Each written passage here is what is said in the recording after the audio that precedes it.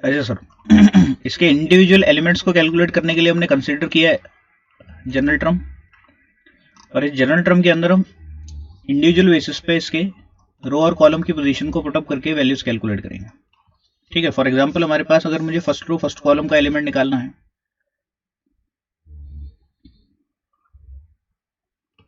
तो आई की जगह पे 1, जे की जगह पे 1 पुट होगा, दैट इज 2 - 1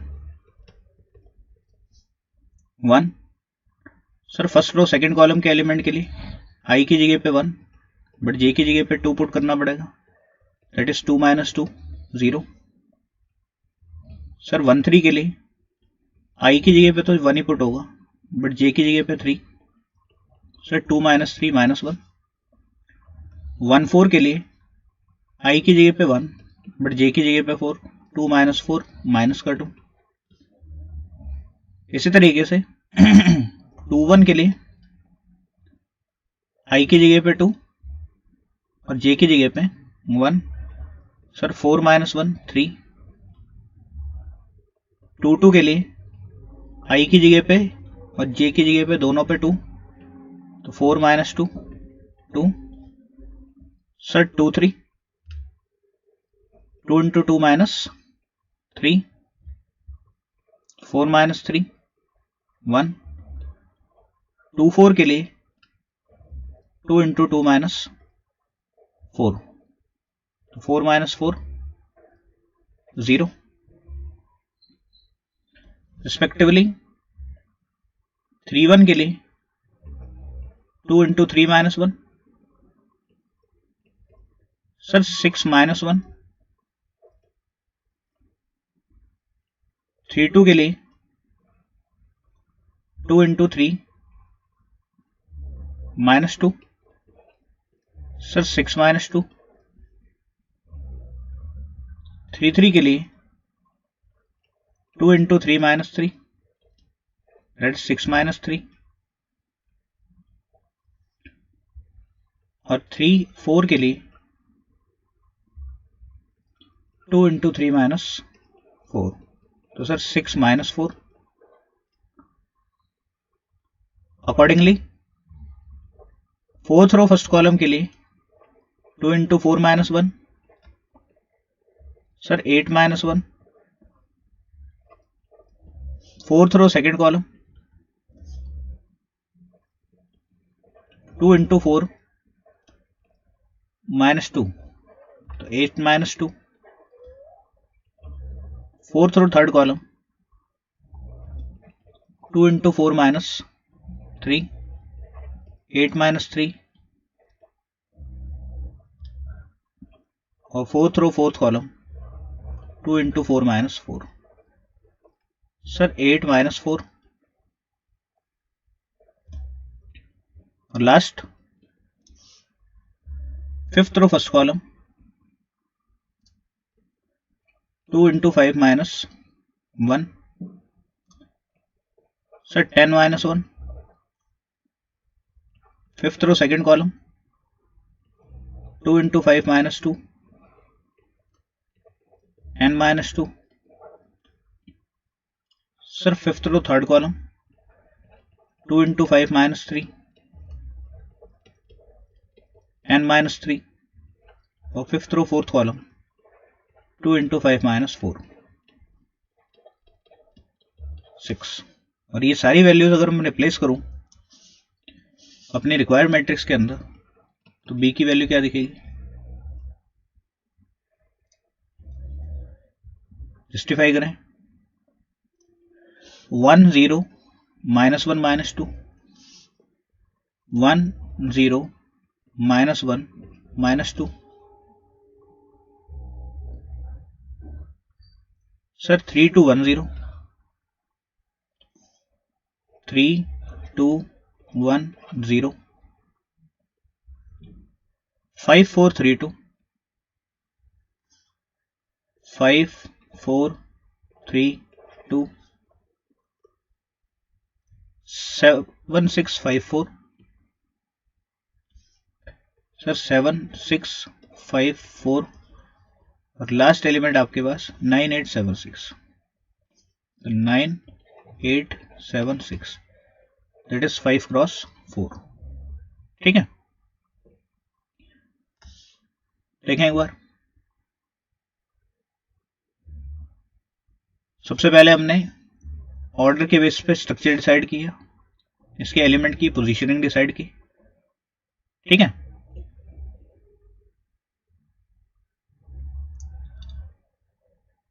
इसके बाद फर्दर हमने इनके एलिमेंट्स की वैल्यू कैलकुलेट की।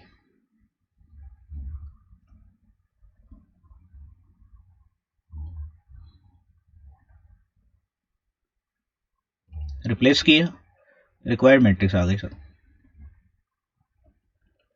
अच्छा, सी पोर्शन के अंदर आपके पास क्वेश्चन में लिखा हुआ है स्क्वायर मैट्रिक्स ऑफ ऑर्डर 2।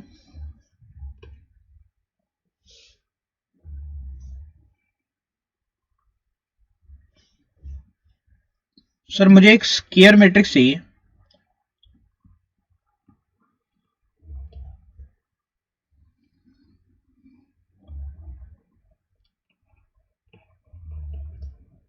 जिसका ऑर्डर 2 है। इट मीन्स 2x2, सीधी भाषा में 2 रोज होंगी और 2 ही कॉलम्स होंगे, और जिसकी जनरल टर्म आपके पास क्वेश्चन में गिवन है that is 1/2 modulus of 2i - 3j। Sir सबसे पहला काम तो आपको क्या करना है कि एक रफ स्ट्रक्चर बना लो जिसमें हमारी मैट्रिक्स में एलिमेंट हमें कहां कहां पे प्लॉट अप करने हैं वो हमें पता चल जाए। तो इन जगहों पे हम एलिमेंट प्लॉट करेंगे। मैट्रिक्स की भाषा में जिसे फाइंड करना है उसे पहले तो लेट करो। तो लेट द रिक्वायर्ड मैट्रिक्स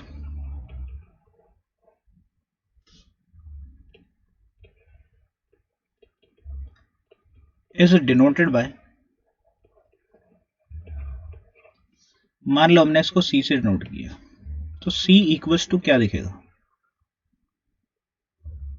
एक ऐसी मैट्रिक्स जिसमें पहला एलिमेंट यहां होगा जिसका नाम होगा 1 1, दूसरा एलिमेंट 1 2, तीसरा एलिमेंट 2 1 और लास्ट एलिमेंट 2 2। सर इन एलिमेंट्स को कैलकुलेट करने के लिए हमारे पास क्वेश्चन में जनरल टर्म गिवन है, उसे हम कंसीडर करेंगे।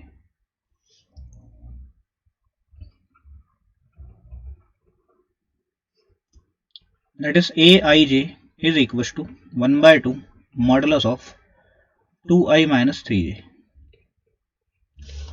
रिस्पेक्टिवली इनकी पोजीशंस को अगर मैं इसमें प्लॉट अप करना शुरू करूं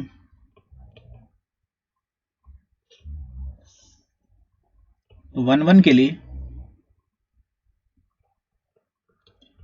मुझे हाफ ऑफ 2 × 1 - 3 × 1 मॉडुलस, सर सीधी भाषा में 1/2 ऑफ 2 - 3 1/2 ऑफ मॉडुलस ऑफ -1।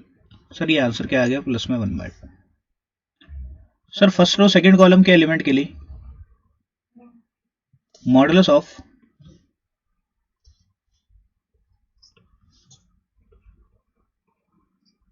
2 × 1 - 3 × 2, ऐसे अगर हम सॉल्व करें तो ये 2 - 6, सर मॉडुलस ऑफ -4 4/2 2 आ जाएगा। Sir second row first column के एलिमेंट के लिए 2 × 2 - 3 × 1, sir modulus of 4 - 3 that is 1/2। और 2 2 के लिए 1/2 ऑफ 2 × 2 - 3 × 2, सर 4 माइनस का 6 दैट इज -2 का मॉडुलस, आंसर 1 आ गया। और अगर हम रिप्लेस करें तो जो हमारी मैट्रिक्स है सी मैट्रिक्स वो कुछ इस तरीके से दिखेगी आपकी।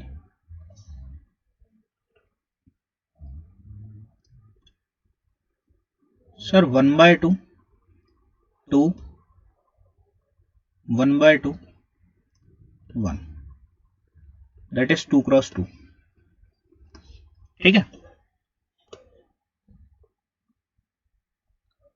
तो मैट्रिक्स को हमने लेट किया, उसे डिनोट किया, उसकी जनरल एलिमेंट की वैल्यू के बेसिस पे हमने उसके बाकी के एलिमेंट्स कैलकुलेट कर दी।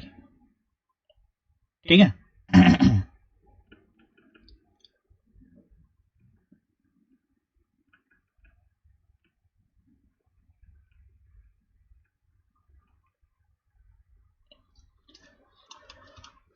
अच्छा सर, क्वेश्चन आपके पास डी पोर्शन लिखा हुआ है।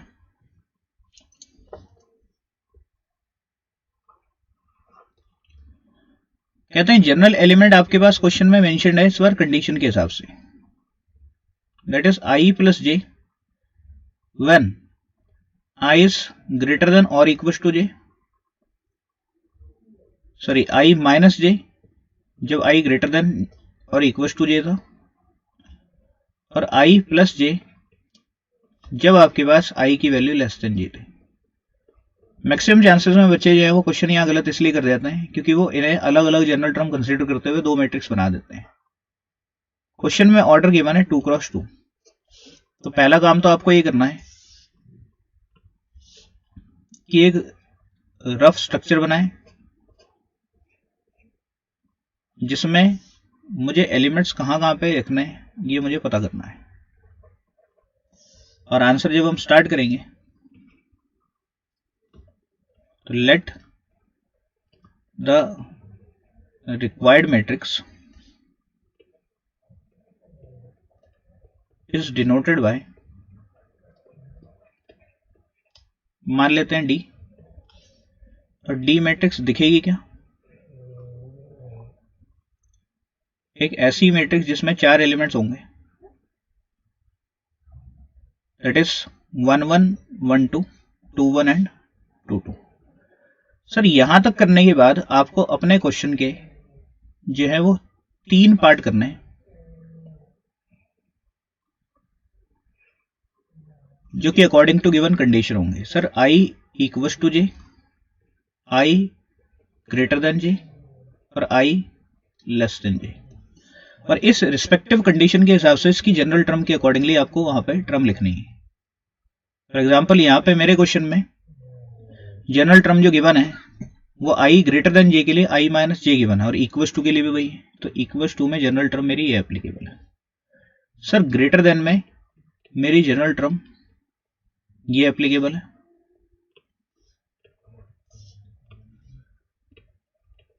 बट लेस देन के लिए मेरे पास जनरल टर्म जो है वो आई प्लस जे एप्लीकेबल है। और अपने क्वेश्चन को अकॉर्डिंगली उसी हिसाब से जस्टिफाई करें कि मेरे पास इस जगह पे कौन कौन सी टर्म्स ऐसी हैं जो कंडीशन को सेटिस्फाई कर रही है। तो ये जो दो एलिमेंट्स हैं आपके मेन डायगोनल के, ये आपकी इस कंडीशन को सेटिस्फाई कर रहे हैं।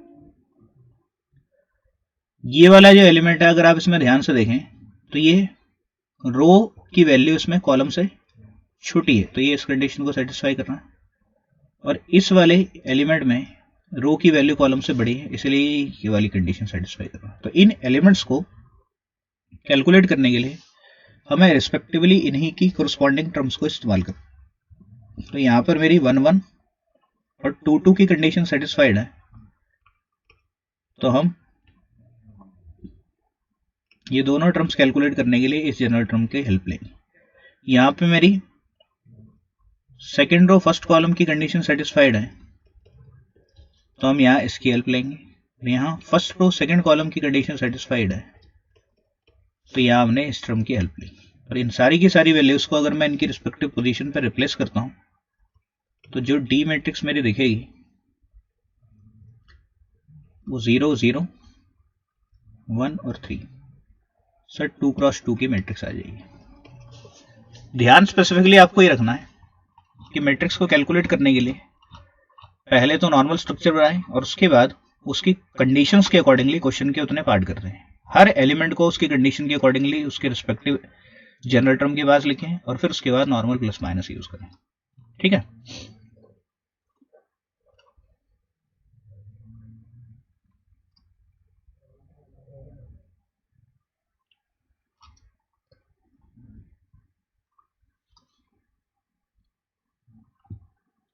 अच्छा, 1 मार्क के अंदर अभी जो हमारे पास क्वेश्चन बनता है कंस्ट्रक्शन ऑफ मैट्रिक्स से रिलेटेड, लास्ट क्वेश्चन ई पार्ट।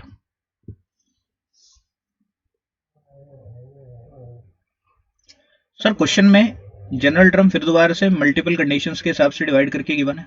एक तो 2i माइनस जे, एक i प्लस जे और एक 2i प्लस जे। सर ये एप्लीकेबल है जब i की वैल्यू हमारे पास ग्रेटर देन जे होगी, ये एप्लीकेबल है जब i की वैल्यू इक्वल टू जे होगी, और ये एप्लीकेबल है जब i की वैल्यू लेस देन जे होगी। सर क्वेश्चन में आपके पास जो ऑर्डर गिवन है वो गिवन है 3x3।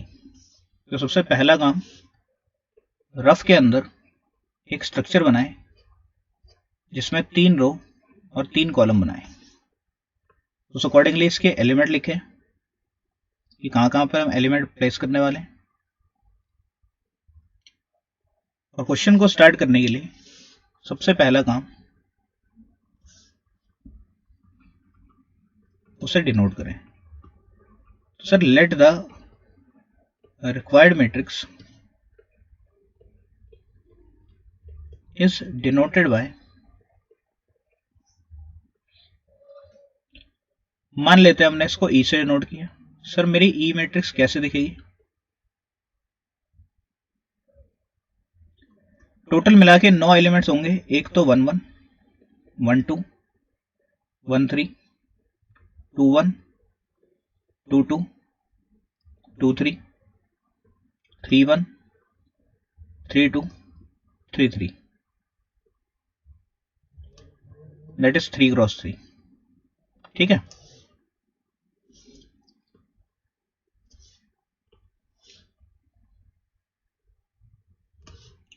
और इन एलिमेंट्स के अकॉर्डिंगली क्वेश्चन के कंडीशन के हिसाब से 3 हिस्से करने हैं आपको। एक तो i equal to j, sir एक i लेस देन जे और एक i ग्रेटर देन जे। और इनकी रिस्पेक्टिव जो जनरल टर्म क्वेश्चन में गिवन है वो जनरल टर्म आप लिख लें। अगर आप क्वेश्चन देखें तो i ग्रेटर देन जे के लिए मेरे पास जो टर्म एप्लीकेबल है वो 2i माइनस जे है।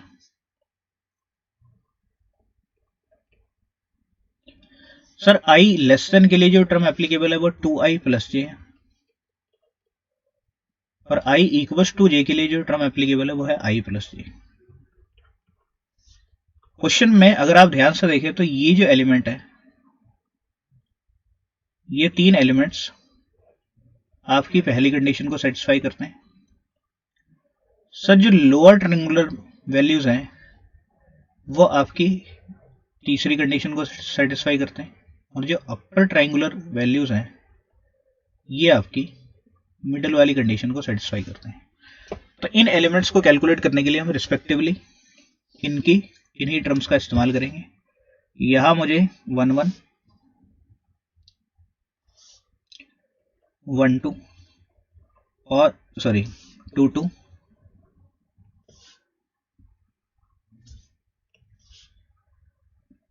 और 3 3 की वैल्यूज मिल जाएंगी।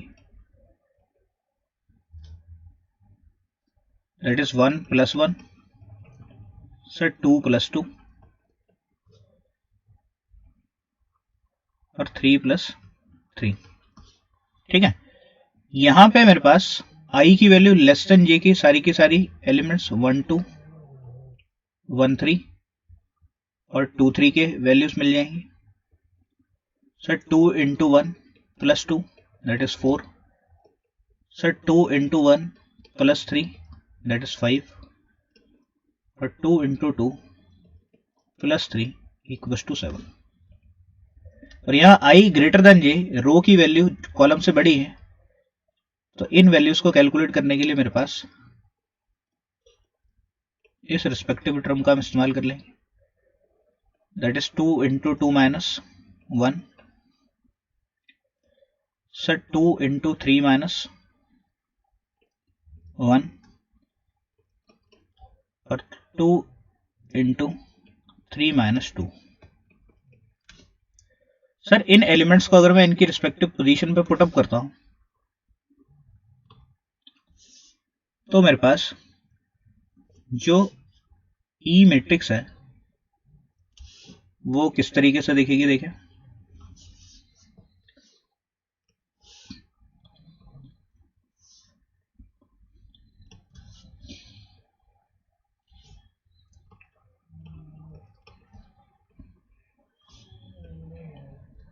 मेन डायगोनल के जो एलिमेंट्स थे 2, 4, 6, सर अपर ट्रायंगुलर वैल्यूज जो थी 4, 5, 7 और लोअर ट्रायंगुलर वैल्यूज जो थी 3, 5, 4। ये 3x3 की मेरी मैट्रिक्स है। तो कंस्ट्रक्शन ऑफ मैट्रिक्स से रिलेटेड आपके पास जो भी क्वेश्चन होगा, या तो आपके पास क्वेश्चन में नेचर ऑफ मैट्रिक्स बताया जाएगा, नहीं तो फिर उसका ऑर्डर आपको क्वेश्चन में गिवन होगा, स्टैंडर्ड एलिमेंट गिवन होगा। स्टैंडर्ड एलिमेंट या तो सिंपल होगा या तो फिर आपके पास मल्टीपल होगा। ठीक है।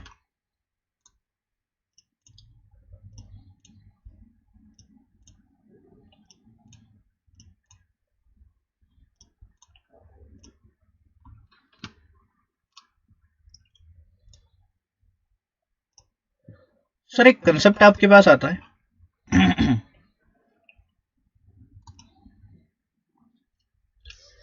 2 मार्क्स और 1 मार्क्स में इसके कई क्वेश्चंस आ सकते हैं आपके, जिसे हम कहते हैं equality of matrix.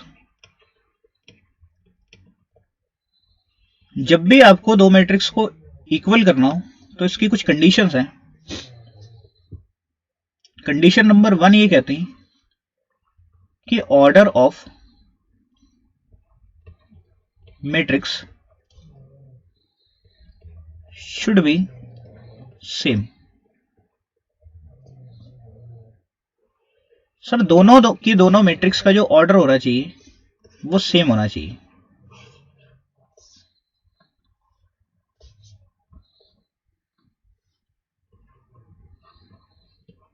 Order of first matrix is equals to order of second matrix। इसे हम ऐसे भी लिख सकते हैं कि order of matrix should B same. और सेकंड आपके पास जो कंडीशन है,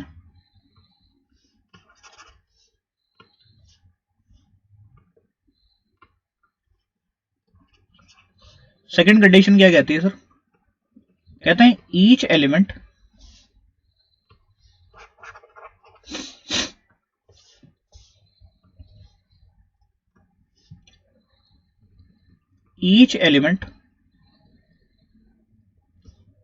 of first matrix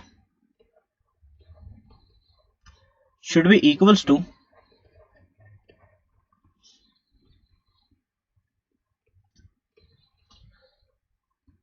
corresponding element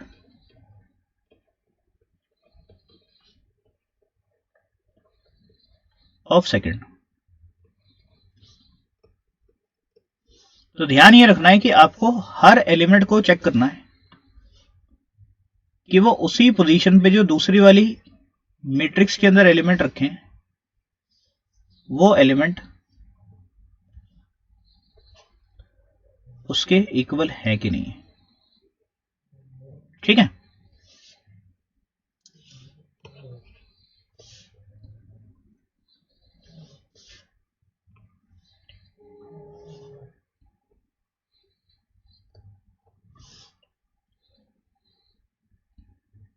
तो अगर मैं आपके पास बेसिक क्वेश्चंस लिखने की कोशिश करूं,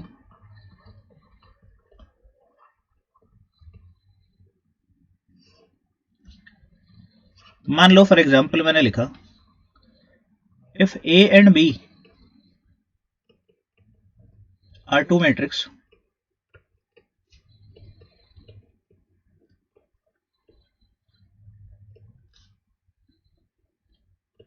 verify that A is equals to B or not। तो आंसर में आपको सिर्फ एक बात ये लिखनी कि एज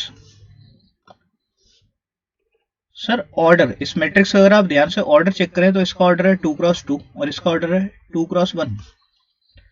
जब मैट्रिक्स का ऑर्डर ही सेम नहीं है तो मैट्रिक्स बराबर कैसे हो सकती है? इसलिए order of A matrix is not equal to order of B matrix, इसका मतलब A matrix is not equal to B. ये क्वेश्चन यही खत्म हो गया। बट अगर मान लो क्वेश्चन हमने लिखा if A is a matrix given and B is a matrix given,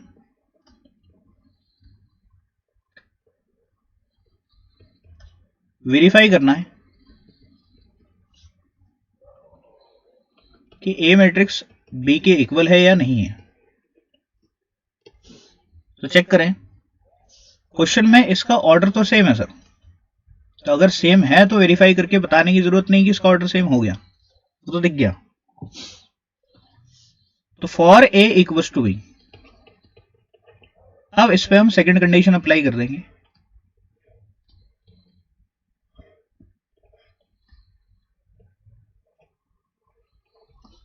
कि क्योंकि इस मैट्रिक्स का ऑर्डर सेम है तो हम ये सोच सकते हैं कि बराबर होंगी, मगर बराबर होने के लिए कंडीशन क्या है कि इसका पहला वाला एलिमेंट दूसरी वाली मैट्रिक्स के पहले एलिमेंट के बराबर, दूसरा वाला दूसरे वाले के बराबर, तीसरा वाला तीसरा वाला के बराबर, मतलब हर एलिमेंट उसके कोरस्पॉन्डिंग एलिमेंट के बराबर होना चाहिए। बट अगर आप यहां ध्यान से देखें तो ये वाला एलिमेंट इसके बराबर नहीं है।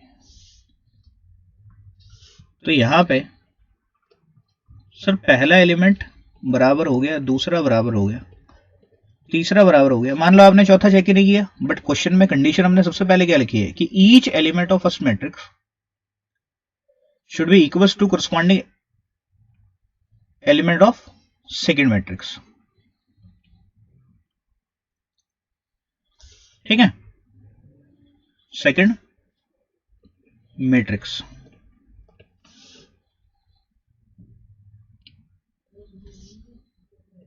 क्योंकि यहां पे आखिरी एलिमेंट मेरा बराबर नहीं हुआ, इस वजह से ए और बी मैट्रिक्स बराबर नहीं आते। ठीक है, तो आपको ऑर्डर भी चेक करना है और उसके बाद इंडिविजुअल एलिमेंट्स बराबर हैं कि नहीं है वो भी आपको चेक करना है।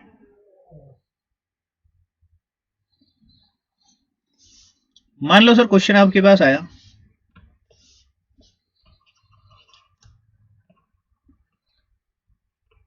कि अगर ये दोनों मैट्रिक्स बराबर हैं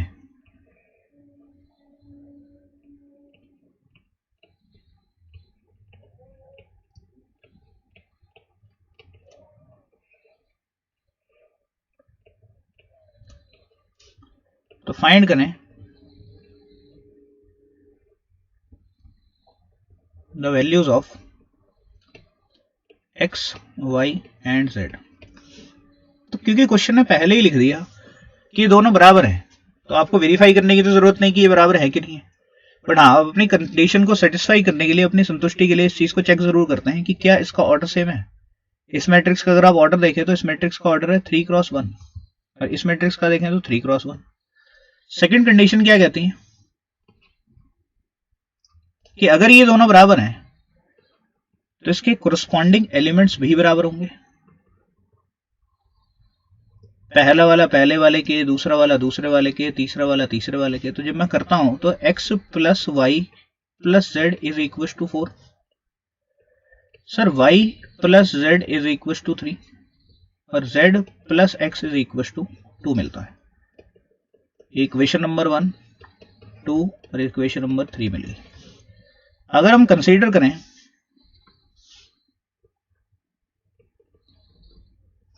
थर्ड को, ये फर्स्ट इक्वेशन को,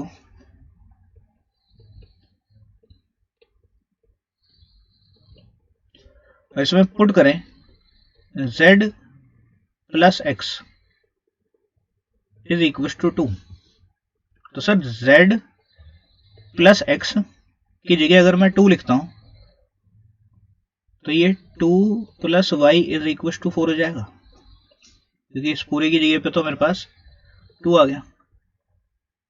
तो y की वैल्यू क्या आएगी 4 माइनस 2।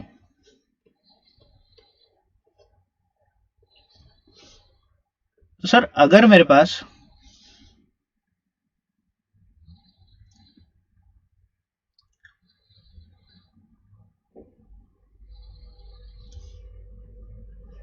थोड़ा अगर हम ध्यान से देखें तो सेकंड इक्वेशन में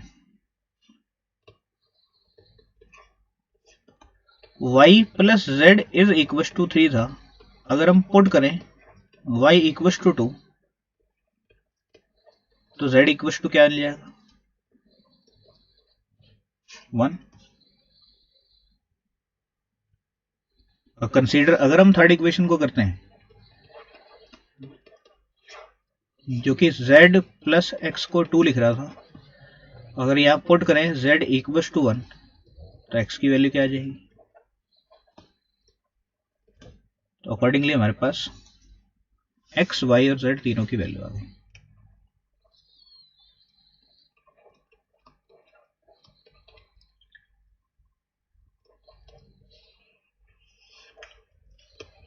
इस तरीके का क्वेश्चन आपके पास 1 मार्कर के अंदर या 2 मार्कर के अंदर according to length of question आ सकता है।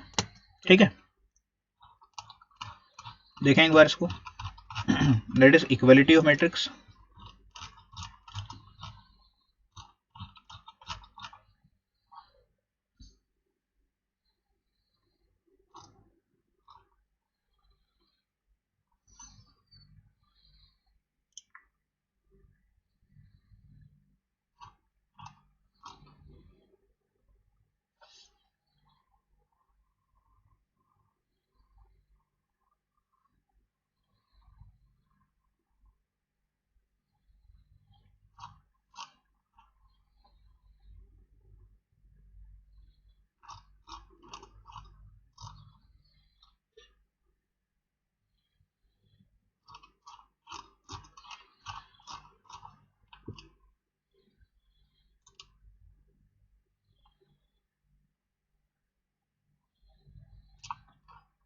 अच्छा, क्वेश्चंस की अगर हम बात करें तो क्वेश्चन नंबर सेकंड आपके पास मिसिंग वेरिएबल से रिलेटेड गिवन है, जो कि इक्वालिटी ऑफ मैट्रिक्स के ऊपर प्रॉपर तरीके से गिवन है सर।